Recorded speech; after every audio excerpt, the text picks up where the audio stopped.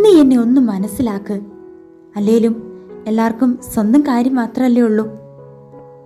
എൻ്റെയും നിന്റെയും പല നല്ല ബന്ധങ്ങളും നഷ്ടപ്പെട്ടു പോയത് മനസ്സിലാക്കാൻ പറ്റിയില്ല എന്ന കാരണത്താലല്ലേ?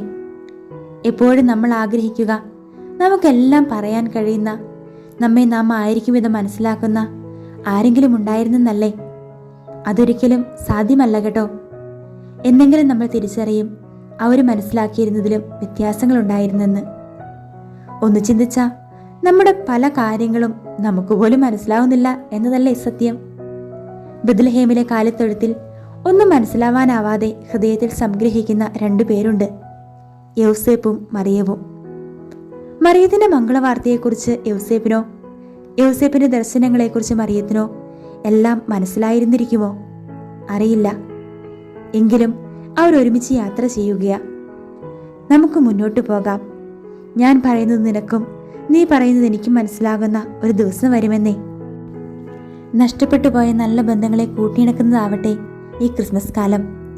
മനസ്സിലാക്കപ്പെടണമെന്ന പിടിവാശി ഒന്ന് മാറ്റിവെക്കണം കേട്ടോ. ഉണ്ണി ഈശോ അനുഗ്രഹിക്കട്ടെ.